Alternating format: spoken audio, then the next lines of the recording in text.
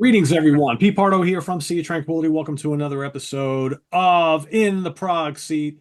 It's Tuesday night. We're talking prog here. It's album study week once again. Before we divulge the album, well, you know, if you saw the thumbnail on the video, I'll turn it over to the cast member who picked this particular album. Is going to run the show. Let me introduce everybody. The Kansas here, Chris Canzaneri from here in the Hudson Valley, Ken Golden, the professor of Prague from down in New Jersey. We've got the Twin Towers of Chicago, Louis Nasser and George Lamy. Our center square, also from Pennsylvania. We got two Pennsylvania folks. Chad Hutchinson, Mr. Nearfest, is in the house. And the guy who picked the album, who's going to run the show today, also from Pennsylvania, Anthony Ferraro. What's going on, everybody? Hey, Hey, Pete. hey. Oh, was Fish out of water. Chris Squire.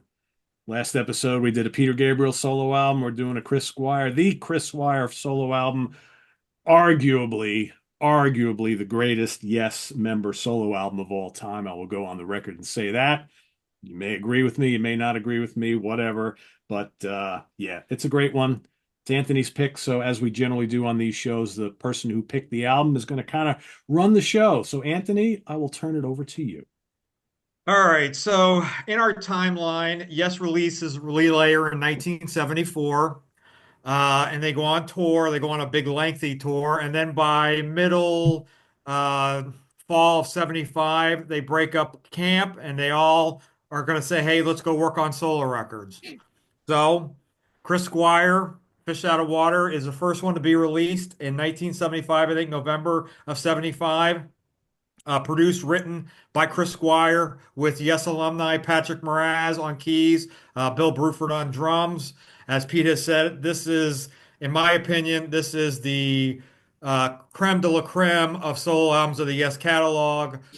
Luis won't agree with me because he thinks Elias the Sun Hillo is number one, but that's for another day. But five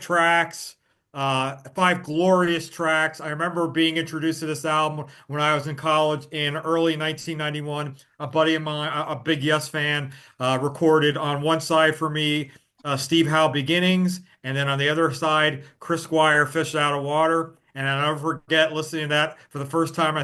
I was thinking this is almost like a regular Yes record, kind of like we've always said that Steve Hackett's Voyage of the Acolytes, kind of like a Lost Genesis album. This could be referred to as a Lost Yes album, kind of in a way, because Chris Squire was so prevalent in the band with his background harmonies and some of his lead vocals. I mean, just in my opinion, just outstanding. When you talk about bass players, he's my numero uno. I love Geddy Lee, I love Tony Levin, but there's Chris Squire's number one, and the rest are on the bottom. I just that's how I've always felt about him. When we lost him in 2015, it was a huge loss, and you can see why Yes has been they haven't been the same ever since. But so this was the pick for this week was or this was the pick for this week. I got the pick, so it was Fish Out of Water. Luis and I argued. He wanted Elias. I said, no, Luis, we got to go with Fish Out of Water. So how many Chad, fucking I'm going to fingers go do with you you. want? What did you like about the album, and what didn't you like about the album? Because I know you said you were kind of thinking, oh, this has been a tough listen for me. You're asking me what I No, thought? Ken. Ken, Okay. what did Oh, you to like about me, the album, and what didn't you like about the album? this was the second prog rock album I ever bought. So back in 1976, I still had the original $2.50 price sticker from the music box. You can see that up there. Too much glare. And British copy too. And I back in the day, I played it to death, and I don't think I've listened to it in about 30 years or so. Um, it so I'm going to say some negative stuff, but you should know that overall, I think it's really quite a beautiful album. It's kind of, I shouldn't say it's like a pretty album. So I don't hear this as a Yes album at all. So um, the bass playing is ridiculously great. Everybody he has playing on here. Bruford's on here. Mraz is on here. It's wonderful. Here's the stuff that kind of bugs me about it. It's very heavily orchestrated. It's basically him and what's his name? Andrew Price Price Jackman. Jackman, yeah. Yeah, that was his. That was his. That dude, that guy co-wrote a lot of the material with him, but he Yeah, ended up not getting credit. yeah. He I didn't mean, want it. Didn't want it. like Yeah. I find that I find that it is a little laid back from my. I'm listening to it now with 65-year-old ears, people. So I didn't know that was possible. isn't that incredible? And You think you're hearing it. yeah, right. Nothing over 10, nothing over 10,000 hertz. But it's lacking firepower for my taste now. Meaning, there's no guitar on the album. He's basically playing lead bass, and he relies a lot, not exclusively, on the Rickenbacker. And when he plays the Rick is almost, I mean, it's all upper register bass. So I don't even think I hear anything under 100 hertz on this album. Um, some of the songs I think go on a bit too long, and I don't know why they don't put the album titles on the back cover. So like Safe is 15 minutes long, and that really kind of dragged for me. Um, on the other hand, the other long piece that we have here, Silently Silent Falling. Falling, Mraz plays like this killer Hammond solo on there. That's really great. But I just, like I said, it's a very pretty album. It's a, it's a very, very good album. I can't see for my remaining years on the planet that I'll reach for it again too often. Like I said, this was sort of like, part of my initiation into progressive rock. I always loved Lucky Seven. I thought that was a really cool tune. Hold Out Your Hand was a great song. And as you listen to little components of the album, there's all kinds of really cool things going on. I just wish it was more. He relied like I would like. I know this is going to sound stupid, but I'd like to hear like the shitty sounding Mellotron instead of the orchestra. So that's my taste. I just would like to have heard more pyrotechnics. And like I said, it's a very laid back album. And it's beautiful. It's nice. I like it, but I don't think it's like, and I'm not even sure that it's the best of the Yes solo albums. So that remains to be seen. We'll see we'll see if we ever get to Elias. We'll see. I don't know. All right, Kaz. So is this the best Yellow Soul? Is this the best Yellow Soul album in that discography? Yeah, and I'm glad you got on came to me next because I wanted to jump in before either Ken or Luis, said that basically this is the Ace Frehley of the Yes solo album. When a band gets together and they all decide to do it. Chuck Alvarez is here. One guy, hey Chuck, Yes. what's up? But yeah, this is head and shoulders above the other ones for me, just like Ace. And I know these guys were going to say it, but thank you for giving me the chance to jump in and hit you with that. I enjoyed this album quite a bit. I really liked how, yeah, he played lead bass or whatever, but he didn't make it all about, just playing bass and showing off and, the virtuosity's there, but he's not just, this is my album to play a fuck ton of bass. No, he tried to write songs. He tried to involve other people. Mraz and Bruford are there. Alan White's on one of the tracks. He brought in Jimmy Hastings for some stunt flute. That sounded great. And Good Mel Hold Out Your Collins. Hand is kid, right? No kidding. But Hold Out Your Hand, great song. I really like Silently Falling too. That's a prog epic. The long song Safe, though, I have to agree with Ken. That one drags a little. I was hoping for some big moments there that just didn't come. And I think they got caught up in that we got an orchestra here. Let's have them do this, that, and the other thing. But I think a heavier or harder or faster section somewhere, around minute 9 might have worked pretty well. But overall, dig the album. I kind of think that, geez, like Lucky Sevens, sort of like Average White Band or something like that. And, but they busted out the sax to keep Anthony happy, so that's pretty cool. That was not, I didn't expect anything like that to be on this album. And I got to say, I'm not super familiar with it. I did not listen to this album before this assignment came down. So, I'm a newbie bitch on this one. But yeah, great album. Little short. I think he could have fit in one more track. And but overall, pretty happy with it. Definitely better than Steve Howe's solo album for me. And I'm not super sure that Elias is better than this. I'm sticking with this is the best Yes solo album. And unlike Ken, I did hear a lot of Yes kind of stuff in here. I think Chris was a huge building block in the house that was their sound, in the early to mid 70s. So definitely enjoyed it. Good pick. All right, George, where does this fit in the Yes solo discography for you? Uh, I prefer Six Wives of Henry VIII. And if you're going to count it, I definitely prefer One of a Kind. But this is good. Um, Hold Out Your Hand is a fucking earworm, man. I don't. I'm not going to need to hear that for a while now. I got that in my head. Great drumming by Bruford. Probably 99% of rock songs, I I hear it right away. I can play the beat. This thing, I was listening to it, not trying to learn it, but just listening, like trying to get the hits, the syncopation, and it's like I don't know what he's doing. It's really playing off, but that's really cool. You by My Side, I think is like the Beatles via ELO. The melodies remind me of those kind of 100%. Definitely, yeah. 100%. Yep. yeah. Silently Falling is cool too. Like Ken said, the organ solo is a big part of that.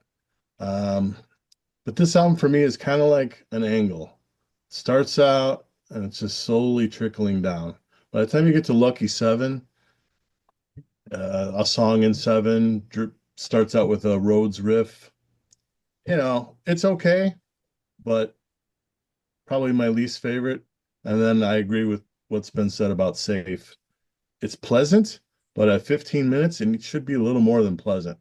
Especially the last 10 minutes. I don't think there's any vocals, and it's just like Can said, it's just look, we got an orchestra. Filler.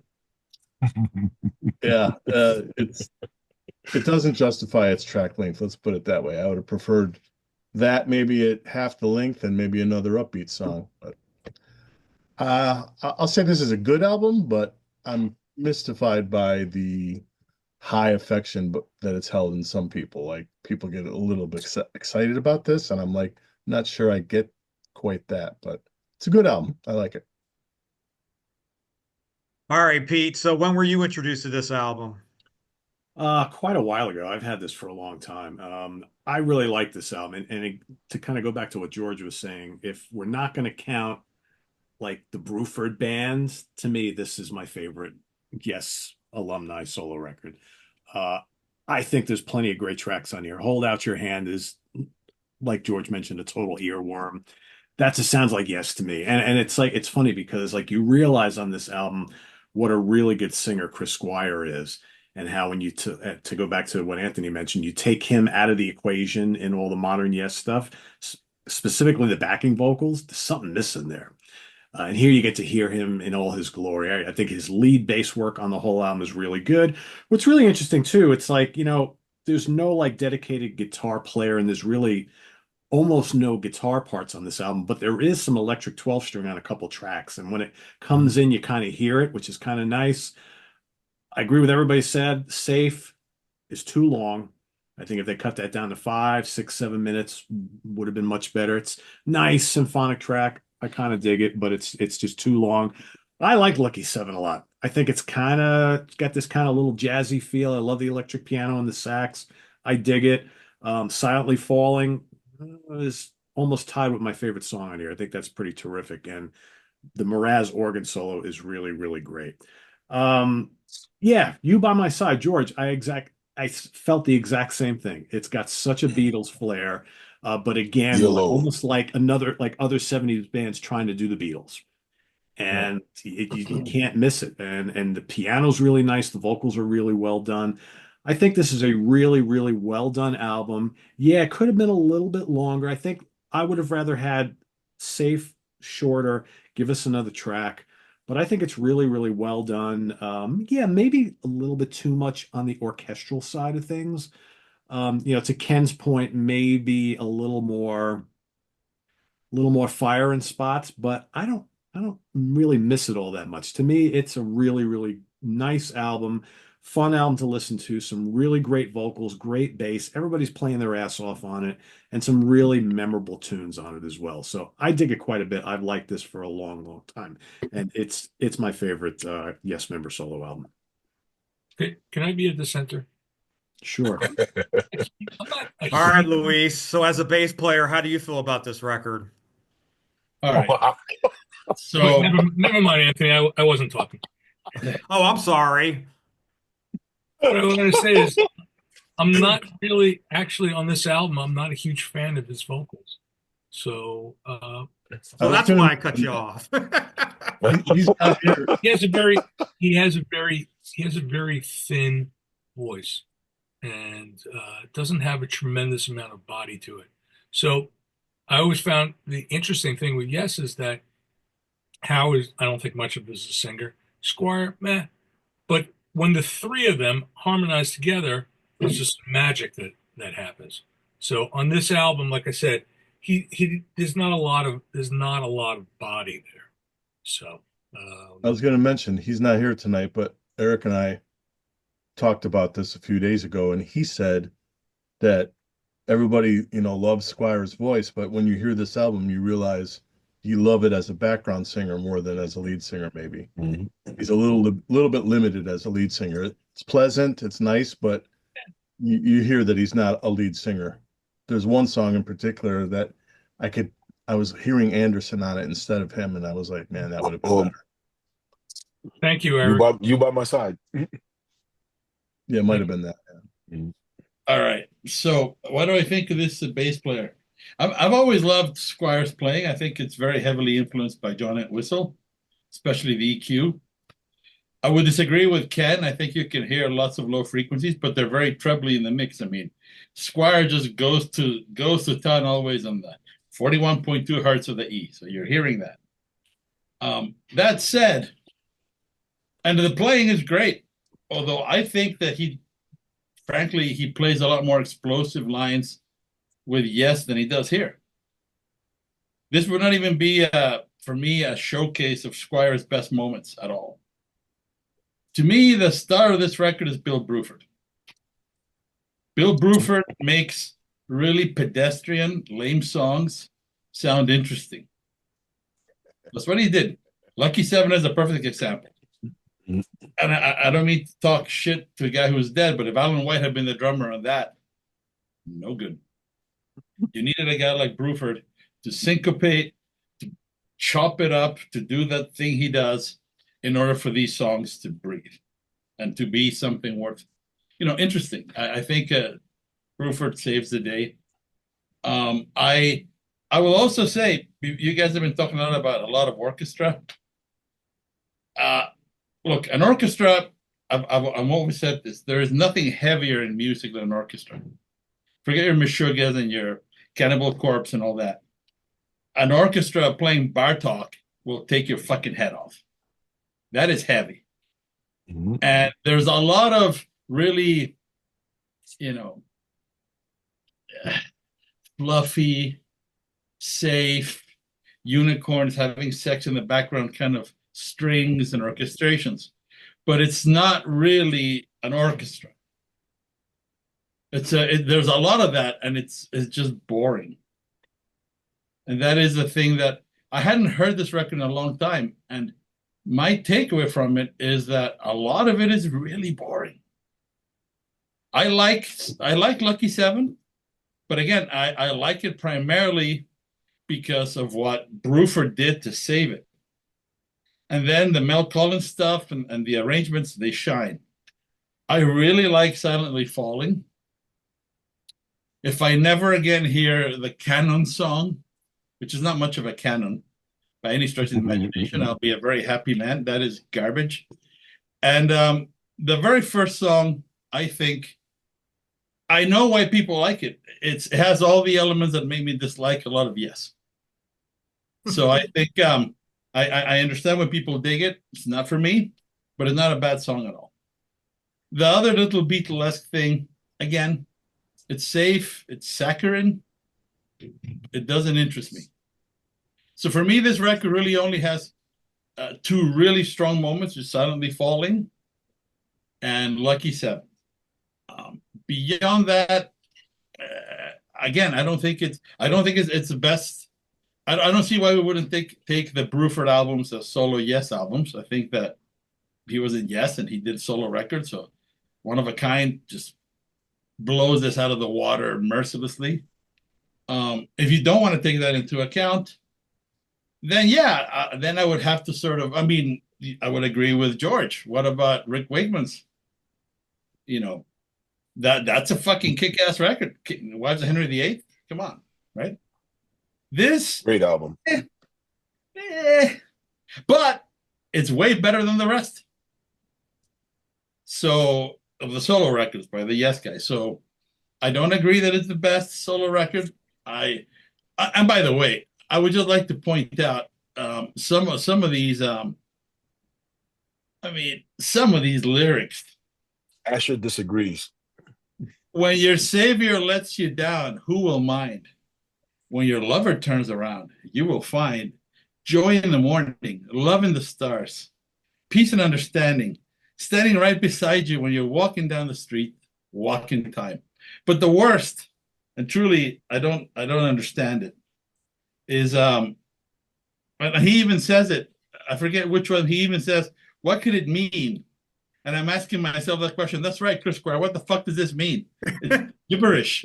I don't understand anything of what you're singing. So that's another detriment for me. I can't ignore the lyrics. Squire has pretty good diction, so I can hear him. And I'm just punching myself in the forehead going, this is terrible. So I didn't really enjoy it. I had a much better memory of this record. I used to really think very highly of it. But I realized that I was thinking of those two songs and everything else just got sort of filtered. So not a fan, but it is one of the best solo records by Yes. All right, Chad, what are your thoughts on this record? Well, I would agree that I don't think it's a lost Yes album. I think it's got so much different color to it versus a Yes album. You know, vocals aside, you bring in the coloring of a flute, of the church organ, of the saxes, which I think are all welcome additions to make it sound different.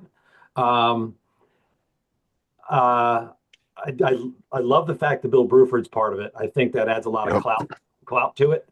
And I mean, he as a rhythm section for Yes, it's just great to hear the two of them playing together. I like the album quite a bit. I don't love it. A couple little criticisms I have of it. I like Hold Out Your Hand. You by My Side is it's a fine enough ballad, whatever it is, despite the flute. I wish those two songs didn't segue into each other. I wish Hold Out Your Hand was its own thing and it didn't go into this ballad, and that could have just been completely separate. I also, going back to the lyrics, I hate the way he sings, I love ya, I gotcha, that stuff. Say you. Gotcha. It's so chicky. It just sounds awful. I just wish he would have sung it like he would have sung it in Yes. It's 1975, man. Oh, it's terrible. It's awful. You're just not cool, Daddy-O. Not like exactly. I love you, Luis. I gotcha. Yeah. Silently Falling, like you guys have said, maybe the best song on the album. While the Moraz solos are phenomenal, they're too low in the mix. Even the remix of the box set, it's too low. The bass, the drums, they're all above where the organ should be during those solos, and it's a shame because he's just ripping on that. It's not a good sounding album. Yeah, it's okay. I mean, even the remix, while it sounds better, it's still a little bit off. I like Lucky Seven a lot. Like Luis was saying, Bruford is really the star of that one. There's some cool melodies in that. I think the saxes in that are great. That's the one where he's not using the Rick, which is kind of cool to hear him using a different sound.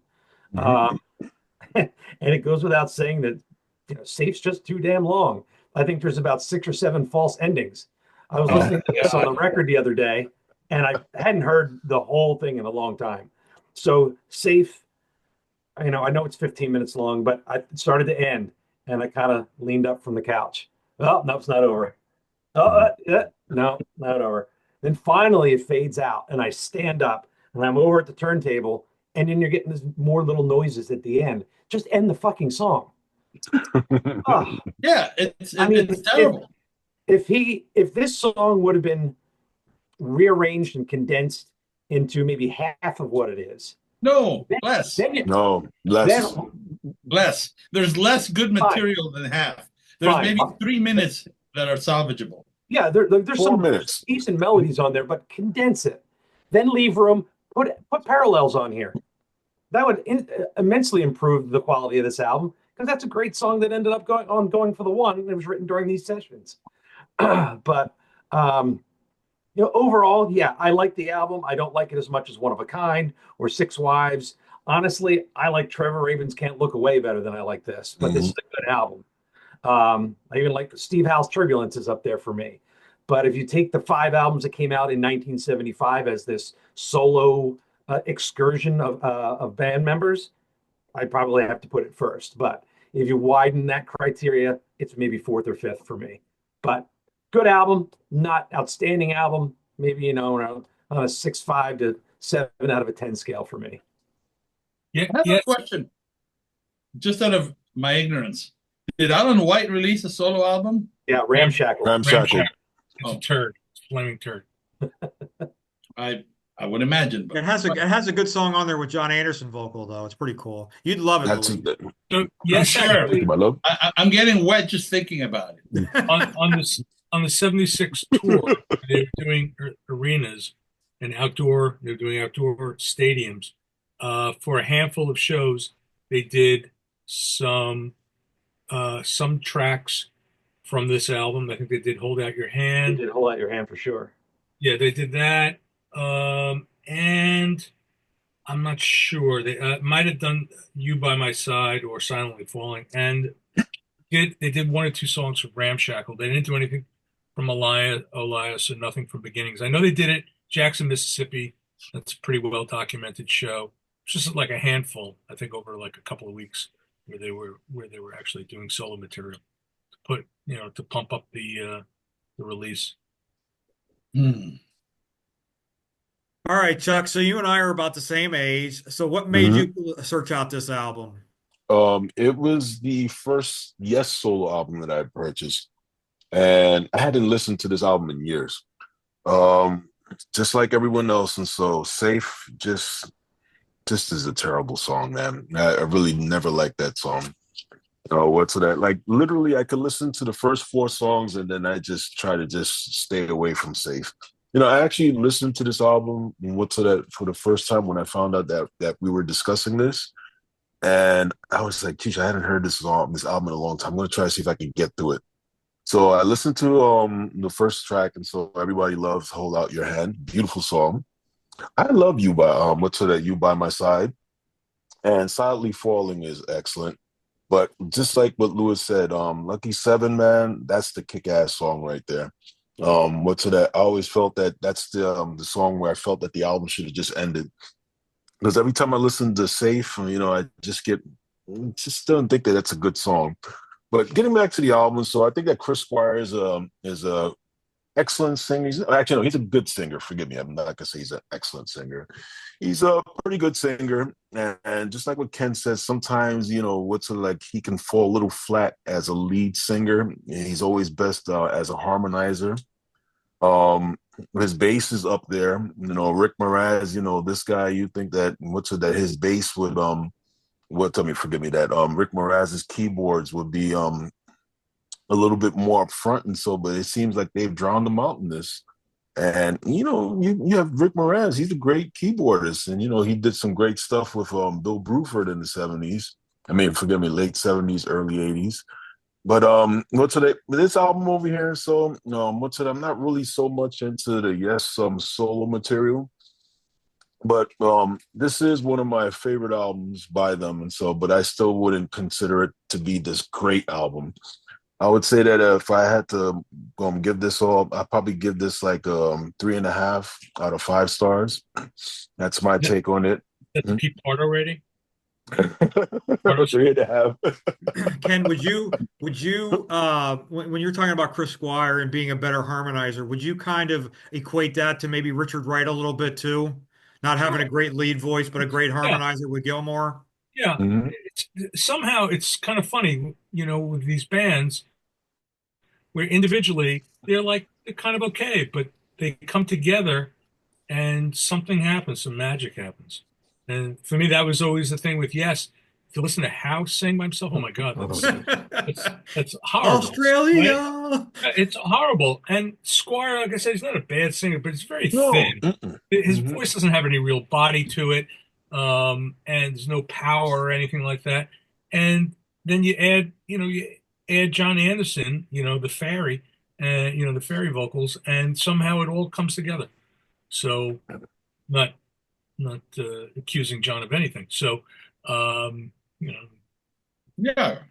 yeah, it's just somehow no, but somehow these things, there's just this vocal chemistry that comes together, and yeah. But to listen to Chris for this whole album, it wasn't a chore, but it wasn't like, oh my God, this is a vocal performance for the ages. So this will be the only time this decade you listen to this, right, Ken? Yeah, I said, I'm 65.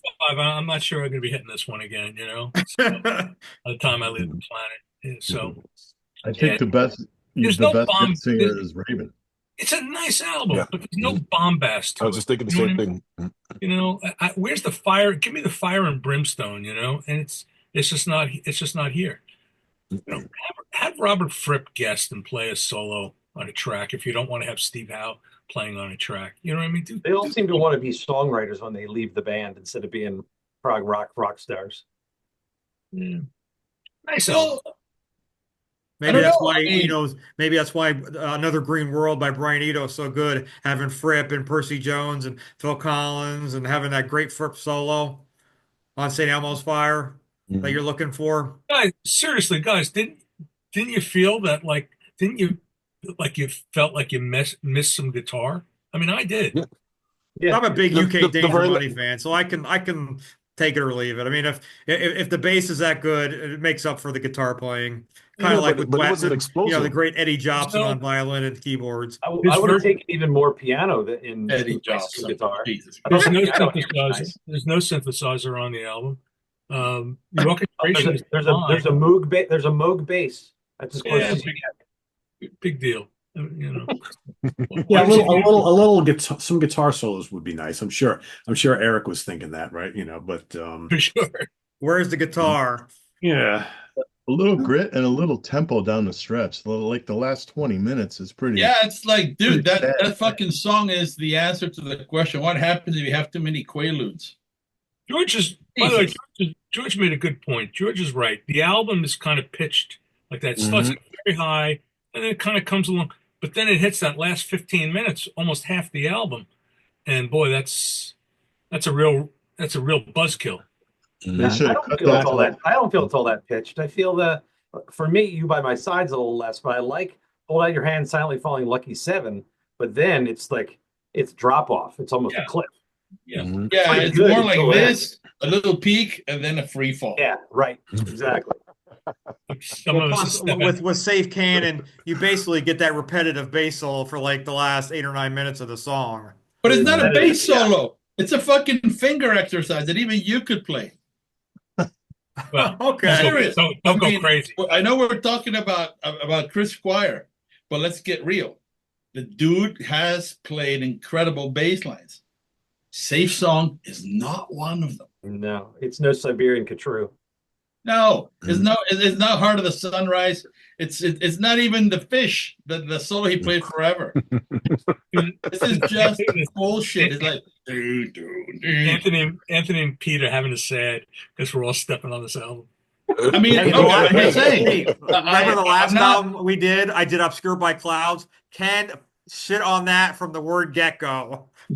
And that was not a good It's just to me, it's interesting because it doesn't really have any of his best moments as a bass player.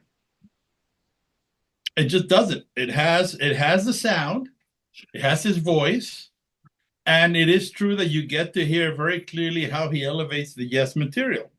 Mm. You can hear what bits of music he contributes to Yes.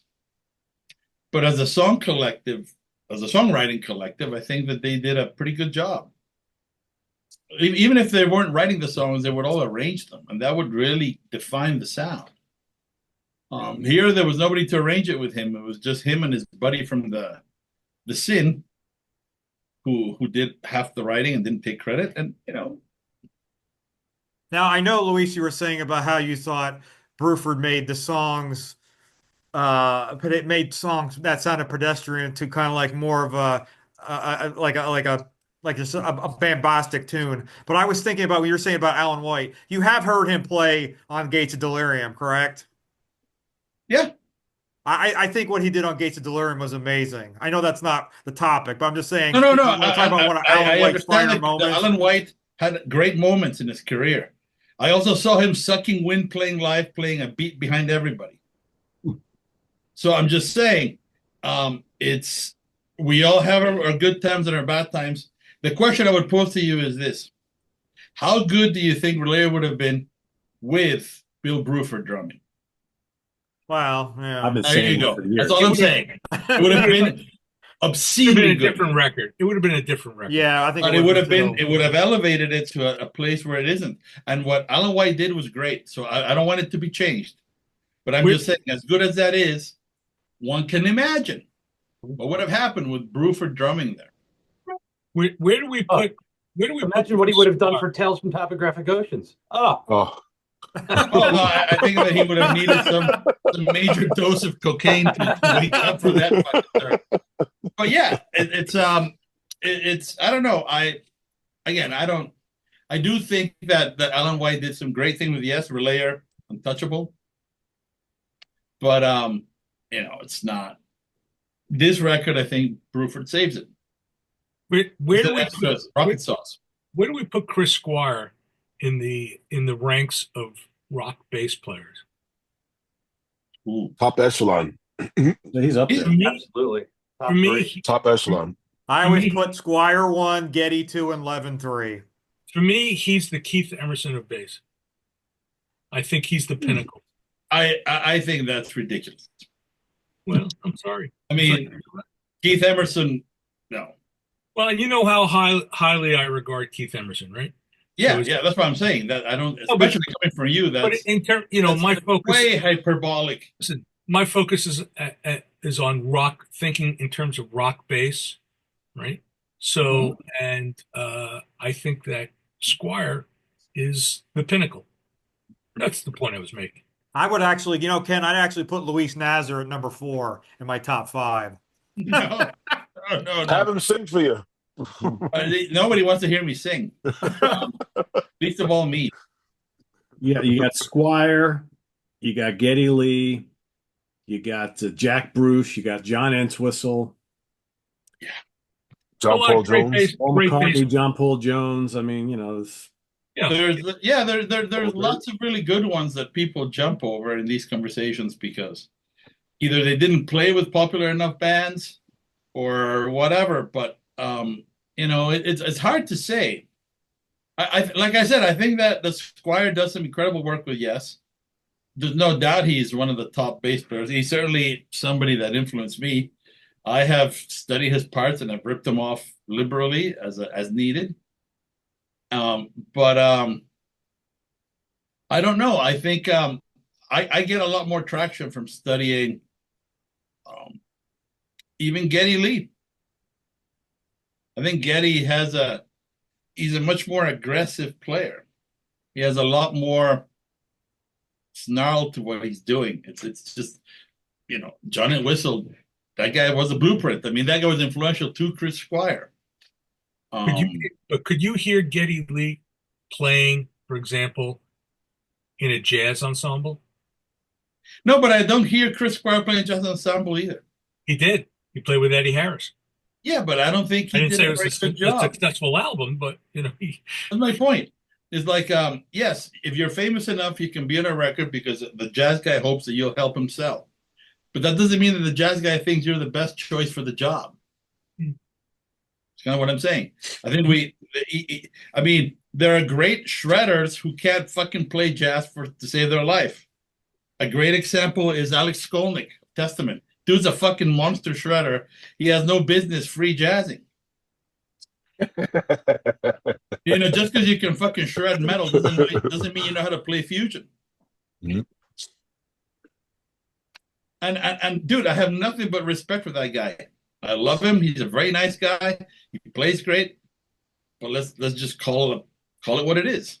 So I think Squire was a great rock bassist. I don't even think he would ever had the balls to say he was a jazz bass player. Oh, there's some guys who, like, for example, Jack Bruce. I mean, that was a guy, he was a very well-rounded bass player. His roots, his foundation was in jazz. And, Gary It Bond, was Graham Bond. 2011. 2011 too. yeah, Tony Levin. Tony Levin was rooted in classical. That's where he started. Yeah. And then he went on to play jazz, and then, Right. Yeah, but I don't know. I don't know. He's great without a doubt. Ranking bass players is always rough because a lot of it has to do with the bands that you like, and not necessarily the actual bass playing. Like who was doing more innovative things. Sounds like we might have a future show here on this topic. Yeah, I think so because actually the mix of the record, which is a failing on Squire's part, he mixed it the way he likes to hear it on stage. As a bass player, you want to hear the drums, and you want to hear yourself. And as long as you're locked in with the drummer, the other guys are going to do whatever the fuck they do, so you're fine. And that's just the way it goes. It's mixed like that. But I don't know. He's done better. We've all heard better from Squire. I think the album was recorded in his garage, like Relayer. I don't know where they recorded it, but Yeah. I don't have access to my record collection, so I don't know. But it's a good record, but it's not as great as I remembered. That was very interesting about this, I have to say. I had a much higher opinion of it. I saw people on Ken's Pardon me? post saying it was like better than any Yes album since. Yeah. They were losing Which their is mind. crazy, right? Yeah, Even I know that's bullshit. Mhm. And I don't love Yes, but yeah, that's not right. Yeah. George, did you see Neil Kernon posted about it? I didn't see him post about it. Oh wait, yeah, he did. He said he did the live sound, right? He Or did. something He like did that. he did the live sound. He did the live sound for Yes, but no, he did the video for the video. I think Hold Out Your Hand. He did the audio or something like that. Okay, yeah. It was like his first job or something like that. One of his first jobs. So, Anthony, we got opinions all over the map on this one, huh? What do you think, dude? Another pick that Ken shits on me. So, well. No, Anthony, I don't want you to think I shat on it. No, I know. No. I'm just I kidding. mean, like I said, it's a beautiful record. It's just, for me, this record, I listened to it literally 5 times in the past 3 days, and it was like I listened to it twice today. It was like holding water in your hand. There's something there, but it's just all kind of, it just, you wait a couple of minutes, this is gone. It's like, what did I have? I couldn't even remember some of it. It's sad that I was disappointed because I remember liking it so much, and then when I studied Luis, it, you might have been nicer back when you enjoyed it more. I mean, you're kind of you're more a little, you got meaner in your old age. no, I just I honestly didn't remember the other songs. Luis was very nice when I first met him. Wow. I'm still nice. I have yet to hurt you. Just wait till we do the Wow. Elias episode, then you'll see how nice he is. Nice. Wait till the Lord shows up. Uh-oh. Something for you folks at home to look forward to in 2025. Oh yeah. So there we have another album study in the books here. So for everybody watching, let us know what you think of Fish Out of Water by Squire down in the comments below. And stay tuned for our next episode. We're going to be joined by some cool cats from a very cool band who have 2 new albums coming out, right? In early 2025, Chad? Is that when the Yeah. Elite?